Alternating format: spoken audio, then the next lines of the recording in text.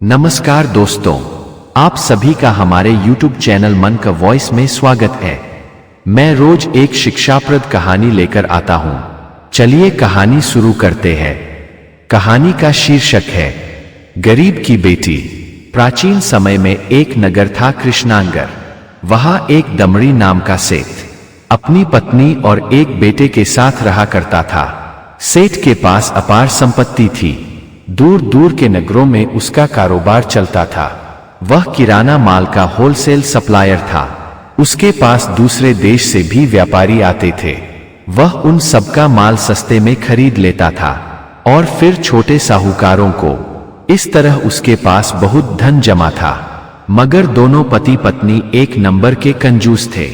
वह इतने बड़े कृपण थे कि किसी तरह मुश्किल से एक वक्त रूखा सूखा खाकर गुजारा करते थे। अन्न धन से घर भरा था, परंतु किसी याचक को एक मुट्ठी अन्न भी नहीं देते थे। पति पत्नी कथा वर्ता पूजा पाठ से बहुत दूरी बनाकर रहते थे। मंदिर तो कभी भूल कर भी नहीं जाते थे। ऐसा नहीं कि वो नास्तिक थे, वे भगवान को मन ही मन खूब याद करते थे, परंतु इसलिए नहीं जाते थे कि कहीं पैसे खर्च ना हो जाए।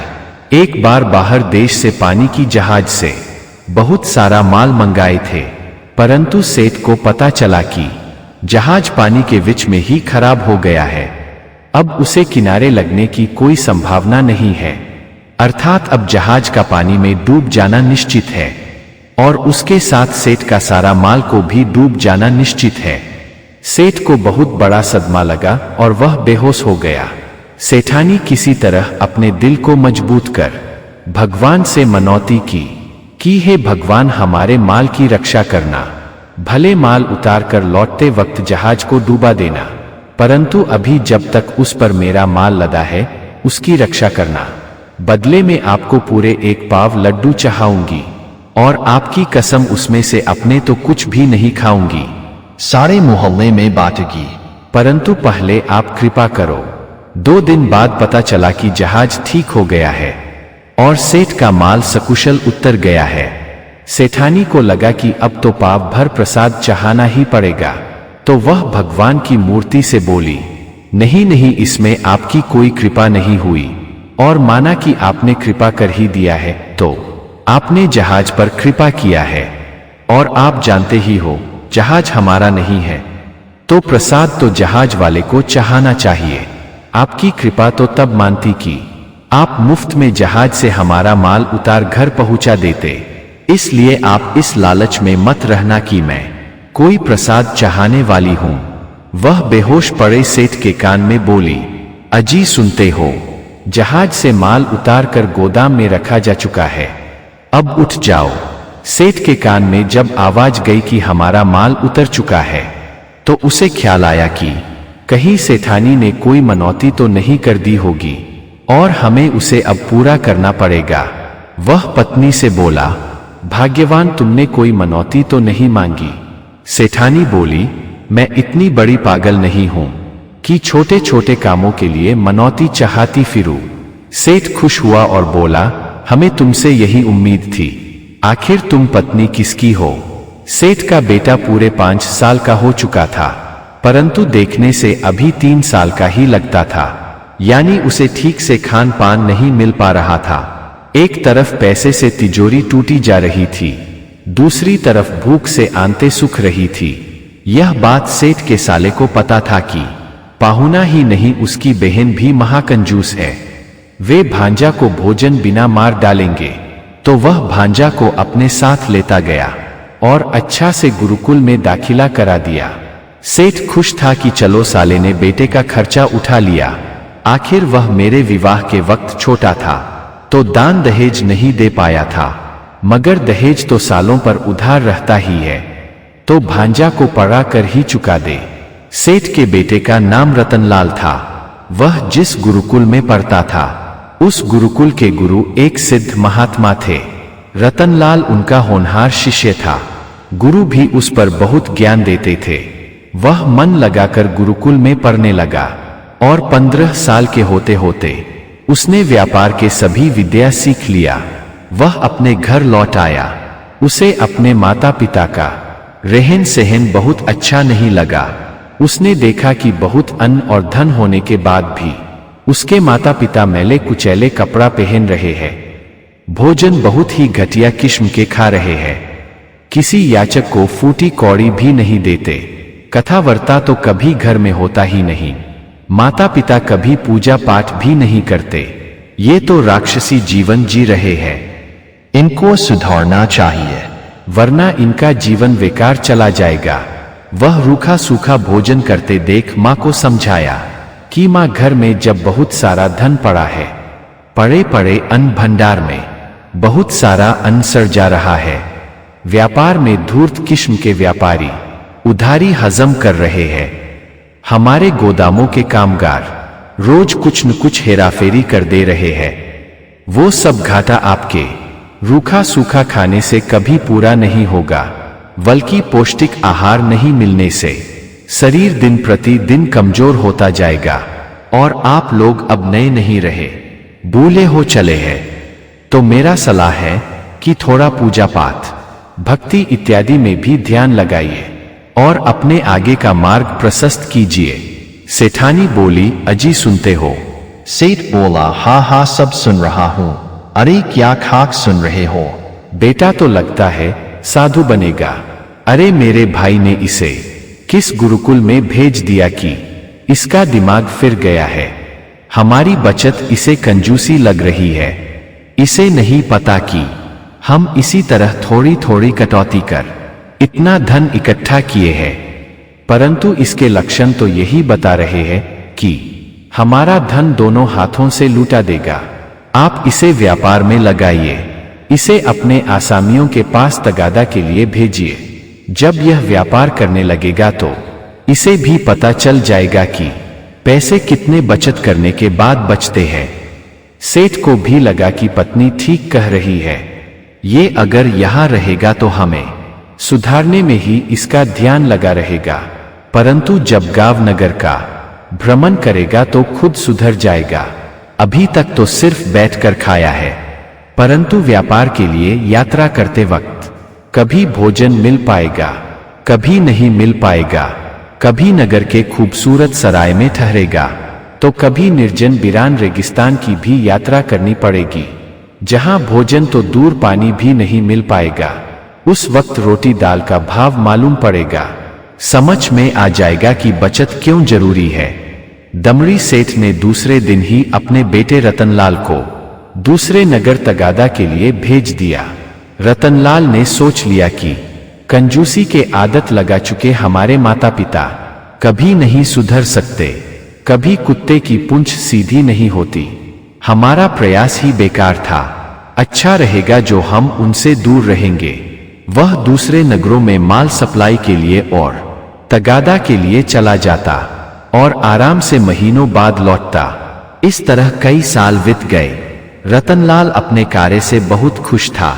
एक दिन रतनलाल दूसरे नगर से तगादा के बाद लौटा तो दमड़ी सेठ ने बताया कि बेटा, मैंने तुम्हारी शादी की बात उत्तमनगर के बड़े सेठ जटाधारी के बेटी से चलाई है।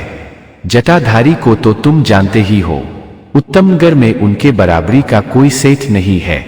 उनको सिर्फ एक बेटा और एक बेटी है। रतनलाल बोला, जानता हूं, एक ही बेटी है, परंतु एक आंख की अंधी है, एक पैर से भी लंगड़ी है और सबसे बड़ी बात की मंद बुद्धि है। दमड़ी सेठ बोला, अरे वो अक्ल के अंधे, तुम्हें नहीं पता, बड़े लोगों के शक्ल नहीं धन देखा जाता है। तुम उसकी बेटी पर मत जाओ, धन देखो उसके पास क्या नहीं है। सेठ जटाधारी तो बेटी के दहेज में 200 बीघा में लगा बागीचा दे रहा है, 10 नगरों में चल रही राशन की दुकानें दे रहा है। रतनलाल बोला, पिताजी हमें बाग बगीचे से और राशन की दुकान से शादी नहीं करनी, हमें किसी अच्छी सी लड़की से शादी करनी है। दमड़ी बोला, मूर्ख, उतनी धनी लड़की तुम्हें ढूंढे से भी नहीं मिलेगी। रत्न बोला, पिताजी आपकी भी बात सही है, उतनी ऐब वाली लड़की हमने तो कहीं नहीं देखा। तभी उसकी मां बोली, करम जला तुम्हें वह बुरी दिखती है, अरे आंख बंद करके शादी कर लो, मालामाल हो जाओगे। रतनलाल बोला, आप लोग धन और लड़की को एक साथ क्यों रखकर मुझे तराजू में तौलना चाहते हैं? मुझे अभी शादी ही नहीं करनी, और जब भी करूंगा तो एक अक्लमंद लड़की से। एक दिन दमड़ी सेठ अपने बेटे रतनलाल से बोला, बेटा तुम रामनगर चले जाओ। रामनगर का सेठ छकौड़ी लाल पिछले 8 साल से उधारी नहीं लौटा रहा। उसके यहाँ आने जाने में बकाया के बराबर खर्च हो चुके हैं। रतनलाल बोला, पिताजी जब बकाया से ज्यादा उसके पास आने जाने के खर्चे हो चुके हैं तो आप उसे बुरा हुआ खाता समझ छोड़ क्यों नहीं देते? वैसे फिर वहां जाने में तो घर का आटा गीला हो जाएगा। दमड़ी सेठ बोला, बेटे तुम नौजवानों में यही बुरी आदत है कि पूरी बात सुनते नहीं। अरे मैं मूर्ख नहीं हूं, बालू से भी तेल निकालने की कला जानता हूं। अरे मैंने आने जाने खाने के खर्चे भी उसके हिसाब में लिख रखे हैं, उसे वह पैसा देना ही पड़ेगा। तुम वहां जाओ, वहां 1-2 नहीं पूरे 25 बकायेदारों से वसूली करनी है। परंतु तुम छकौड़ी से बताना कि सिर्फ तुम्हारे से पैसा वसूलने के लिए इतनी दूर से आया हूं। वैसे बहुत खुददार आदमी है, किसी का पैसा नहीं रखता, कोई मजबूरी होगी तभी नहीं दे पाया है। हमें पूरी उम्मीद है इस बार वह पैसा जरूर दे देगा। रतनलाल अपनी पिता की बात मान रामनगर के लिए निकल पड़ा। वह वहां एक सराय में ठहर कर अपने अन्य बकायेदारों के पास गया। लगभग सभी बकायेदारों ने उसे पैसे लौटा दिए। आखिरी में वह पता लगाते हुए छकौड़ी के पास गया। उसके पास पहुंचने में उसे बहुत मुश्किलों का सामना करना पड़ा। व्यापार भी एक अजीब खेल है, जब तक चलता है तो मिट्टी भी सोने की भाव बिक जाती है, और नहीं चलने पर सोना भी मिट्टी के भाव नहीं बिकता। जब चलती थी तो गली गली के बच्चों के जुबान पर छकौड़ी सेठ का नाम था, परंतु दिन दशा बिगड़ी तो ढूंढने से उसका ठिकाना भी नहीं मिल रहा था। बहुत मुश्किल से पता चला कि नगर से बाहर एक साधारण सा दिखने वाला एक रूम में छकौड़ी अपनी एक जवान बेटी के साथ रहता है। उसकी पत्नी की मृत्यु पिछले साल हो चुकी है और वह खुद गंभीर बीमारी से ग्रसित है। उसका सहारा एकमात्र बेटी बची है। उसकी सारी संपत्ति उसके सौतेले भाई ने हड़प लिया है। अब तो उसके भोजन पर भी आफत है। एक आदमी से यह बात सुन रतनलाल सोचा कि अब क्या उसके पास जाना, जब उसके पास कुछ है ही नहीं तो देगा क्या? देखकर बेकार में दुखी होगा। परंतु उसके मन में पुनः ख्याल आया कि मानवता के नाते उसका हाल चाल जान लेता हूं, जरूरत पड़ी तो कुछ मदद भी कर दूंगा। आखिर इंसान ही इंसान के काम आता है। जब रतनलाल उसके पास गया तो छकौड़ी सेठ की दिन दशा देख रोंगटे खड़े हो गए। ना तो छकौड़ी के तन पर अच्छे वस्त्र थे, ना ही उसकी बेटी शोभा के शरीर पर। रतनलाल एक सज्जन आदमी था, उसके अंदर दया का भाव था। उधर छकौड़ी लाल ने कभी रतनलाल को देखा नहीं था तो पूछ लिया कि बबुआ तुम कौन हो, कहां से आए हो? रतनलाल पहले तो बताना नहीं चाहता था, परंतु कई बार पूछने पर बताया कि मैं दमड़ी सेठ का बेटा हूं। पिताजी ने आपकी हाल जानने को भेजा है और बोले हैं कि मेरा मित्र अगर किसी मुसीबत में हो तो उसकी मदद कर देना। छकौड़ी बोला, दमड़ी भाई मेरा कितना ख्याल रखते हैं, परंतु मैं हूं कि उनका कर्जा तक नहीं चुका पाया। रतनलाल बोला, पिताजी ने तो किसी उधारी की बात मुझसे नहीं बताई है। आप दुखी ना हो, हमारे पिताजी बहुत नेक दिल इंसान हैं। वह अपने मित्रों की मदद करते रहते हैं। आपको कोई आवश्यकता हो तो मैं उसमें काम आ सकता हूं। पैसे की जरूरत हो तो आप ले लीजिए। छकौड़ी बोला, बेटे अब तुम आ गए हो तो मुझे किसी चीज की जरूरत नहीं है। मैं तो बस इसी आस में अब तक जी रहा था कि अपनी बेटी को सुयोग्य आदमी के हवाले कर दूं। बस उसी की चिंता खाई जा रही थी, परंतु तुम्हारे आने से मेरी सारी चिंताएं खत्म हो चुकी है। हमको आशा ही नहीं पूरा विश्वास है कि मेरी बात नहीं टालोगे। तुम मेरी बेटी का हाथ थाम लो। रतनलाल बोला, मगर चाचा जी हमको थोड़ा सोचने का समय दीजिए। परंतु इतना बोलने के बाद तो चकौड़ी के प्राण निकल चुके थे। शायद वह इसी घड़ी का इंतजार कर रहा था और भगवान ने रतनलाल को उसके सामने भेज दिया था। शोभा अपनी पिता की मृत्यु पर रोए जा रही थी। रतनलाल ने उसे ढाढ़स बंधाया और बोला कि शांत हो जाओ, जो होना था हो चुका। अगर तुम्हारे दिल में कोई दूसरा ना हो और तुम्हें मैं पसंद हूं तो मैं तुम्हारा साथ जिंदगी भर साथ देने को तैयार हूं। शोभा बोली, गरीब लड़की के दिल में पहले से कोई दूसरा नहीं होता। अगर कोई उसके दिल में आता है तो माता पिता के आज्ञा से ही आता है। मुझे पिताजी ने इजाजत दे दी है तो आपसे मेरा साथ मरने के बाद ही छूट पाएगा। शोभा एक सुंदर, सुशील और संस्कारी लड़की थी, मगर हालात ने उसे लाचार कर दिया था। परंतु पिता के साया उठने से पहले भगवान ने एक मजबूत सहारा भेज दिया था। वह पहले से ही भगवान कृष्ण की भक्त थी, परंतु अब तो उसे भगवान पर अटूट विश्वास हो गया था कि भगवान एक सहारा छीन लेते हैं तो उसे पुनः दूसरा सहारा जरूर देते हैं। रत्न उसके पिता के मृत्यु संस्कार कर शोभा को साथ ले घर के लिए चल पड़ा, परंतु उसके मन में शंका थी कि अभी तो हमने विधिवत शोभा से विवाह भी नहीं किया है और बिना विवाह किए घर गया तो पिताजी और माँ इस लड़की से विवाह होने नहीं देंगे। उसने शोभा से बताया कि हमारा तुम्हारा साथ आकस्मिक हो गया है और लड़की हो या लड़का, उसके माता पिता के कुछ अरमान होते हैं कि बेटे का विवाह धूमधाम से करूंगा, सभी रिश्तेदार इकट्ठा होंगे, वर वधू को आशीर्वाद देंगे। परंतु यहाँ बात दूसरी है, हम अकस्मात विवाह के बंधन में बांधने वाले हैं और घर बिना विवाह किए पहुंच गए तो फिर हमारा विवाह नहीं हो पाएगा। इसलिए पहले हम किसी मंदिर में विवाह कर लेते हैं, उसके बाद घर चलते हैं, क्योंकि विवाह में किंतु परंतु न रह जाए। माता पिता 2-4 दिन नाराज होंगे, हो सकता है हमसे बात भी ना करें, लेकिन समय के साथ सब ठीक हो जाएगा। शोभा की भी सबसे पहले यही इच्छा थी कि पहले विवाह हो जाए, वरना बहुत बखेड़े खड़ा हो जाएंगे और एक बार विवाह हो जाने के बाद कोई कुछ नहीं कर सकता। दोनों ने एक मंदिर में विवाह कर लिया और घर के लिए निकल पड़े। घर पहुंचने पर सेठ सेठानी बहुत अचरज में पड़ गए कि बेटे के साथ यह स्त्री कौन है। तो रतनलाल ने बताया कि ये चाकौड़ी की बेटी है। चाकौड़ी इस दुनिया में नहीं रहे, अब इस लड़की का इस संसार में कोई नहीं था, तो मैंने इसे सहारा देने को सोचा।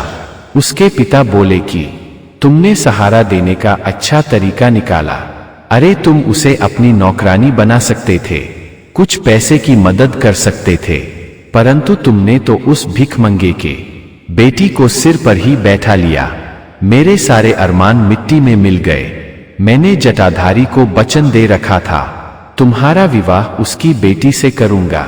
तुम कान खोल कर सुन लो, मैं इस विवाह को नहीं मानता। तुम दोनों को अपने घर में रहने को जगह भी नहीं दे सकता। इसी वक्त निकल जाओ मेरे घर से। मैंने एक एक कौड़ी जोड़कर धन इकट्ठा किया है, तुम्हारी आयासी के लिए नहीं, बल्कि अपनी सुख सुविधा के लिए। रतनलाल बोला, पिताजी हमें क्षमा कर दो और मेरी मजबूरियों को समझो। यह सब अपने आप हो गया, मैंने या शोभा ने पहले से कोई तैयारी नहीं की थी। सेठानी बोली, हम दोनों तुम्हारी कोई दलील नहीं सुन सकते। अगर तुम इस लड़की को अपने साथ रखना चाहते हो तो तुम्हें हमारे बराबर सोना घर में लेकर आना होगा, उसके बाद ही घर में कदम रख सकोगे। अब दोनों निकल जाओ। रतन और शोभा घर से निकल पड़े, परंतु उन्हें समझ नहीं आ रहा था कि कहा जाए। आखिर माता पिता का इकलौता पुत्र हूं, धन से घर दीवारें दरक गई है, परंतु मेरे माता पिता का दिल नहीं पिघला। आखिर उस धन का करेंगे क्या? कल को दोनों लुचक गए तो सब कुछ मुझे ही संभालना पड़ेगा। शोभा बोली, मैं कितनी अभागन हूं रतन, तुम्हें हमारे कारण बहुत कष्ट उठाना पड़ रहा है। मैं तो कहती हूं तुम अपने माता पिता के पास लौट जाओ और मुझे मेरे हाल पर छोड़ दो। रतन बोला, देखो इस वक्त पागलों वाली बात मत करो, बल्कि कोई रास्ता सोचो, हम क्या करें, कहा जाए। रतन कुछ सोचकर बोला, समस्या का समाधान मिल गया, हम अपने गुरु के पास चलते हैं। गुरुदेव पहुंचे हुए महात्मा है, उन्होंने हमें शिक्षा दी है, वहीं कोई रास्ता बताएंगे। रतनलाल पत्नी के साथ अपने गुरुदेव के पास पहुंच गया और अपनी सारी व्यथा का सुनाई। गुरुदेव बोले, वत्स, तुमने हमारा एक अच्छा शिष्य होने का फर्ज निभाया है। तुमने एक बेसहारा को सहारा देकर मेरा मान बढ़ाया है। तुमने वही किया है जिसकी मैंने तुमसे उम्मीद लगा रखी थी। रही बात तुम्हारे माता पिता की, तो उनके कृपणता के दिन खत्म होने वाले हैं, और वो भी तुम्हारी पत्नी के हाथों होने वाला है। मैं उसको एक उपाय बताता हूं और एक मंत्र देता हूं। गुरुदेव ने शोभा को कोई मंत्र दिया और उसके कान में कुछ समझाया और भेज दिए उनके घर वापस। बोले, तुम दोनों चलो, मैं पीछे से आता हूं। शोभा घर पहले पहुंच गई और सेठ से बोली, पिताजी आपको सोना चाहिए न, वो भी अम्मा के बराबर। तो मैंने अम्मा को कभी तौला नहीं है, मुझे अनुमान भी नहीं है कि अम्मा का वजन कितना है। वह कुछ मंत्र पर सेठानी का स्पर्श कर दिया, सेठानी सोने में बदल गई। पहले तो सेठ बहुत खुश हुआ कि वाह बहू, तुम कमाल की हो, तुम्हारे छूने मात्र से सेठानी सोने में बदल गई। शोभा बोली, हाँ पिताजी, मेरे छूने से रतन भी सोने में बदल जाएगा। आप पहले अम्मा को बाजार में बेच डालिए, बहुत पैसे मिल जाएंगे, उसके बाद हम धीरे धीरे सभी को सोना में बदल देंगे। सेठ बोला, तो क्या हमारी सेठानी फिर स्त्री में नहीं बदलेगी? शोभा बोली, पिताजी आप भी कमाल करते हो। अरे आपको आदमी की क्या जरूरत, आपको तो सोना चाहिए।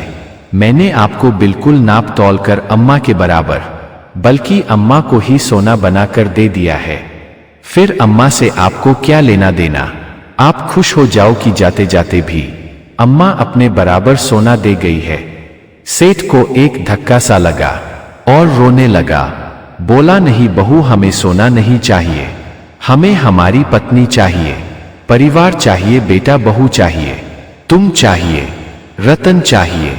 मुझे अब कुछ नहीं चाहिए, सब कुछ तुम लोगों का है, बस मुझे मेरी सेठानी लौटा दीजिए। तभी महात्मा जी वहां पधार गए और बोले, सेठ, सेठानी तुम्हें वापस मिल जाएगी, परंतु इसके लिए तुम्हें अपनी कृपणता का त्याग करना पड़ेगा। सेठ बोला, महात्मा जी मेरी आंखें खुल चुकी है, आप मुझे रास्ता दिखाए। महात्मा बोले, अगर तुमने सचमुच कृपणता त्याग दिया है तो तुम्हारे स्पर्श मात्र से सेठानी वास्तविक रूप में आ जाएगी। सेठ ने स्पर्श किया तो सचमुच सेठानी सोने से इंसान में बदल चुकी थी। सेठ सेठानी ने महात्मा को प्रणाम किया और फिर दिन दुखियों की सेवा में लग गए। कृपण सेठ सेठानी दानी सेठ के नाम से विख्यात हो गए। अगर आपको हमारी कहानी अच्छी लगी हो तो हमारे चैनल को सब्सक्राइब करें, लाइक करें और कमेंट बॉक्स में राधे राधे जरूर लिखें। आपसे पुनः मिलते हैं एक नई वीडियो के साथ। तब तक के लिए आपको और आपके पूरे परिवार को राधे राधे।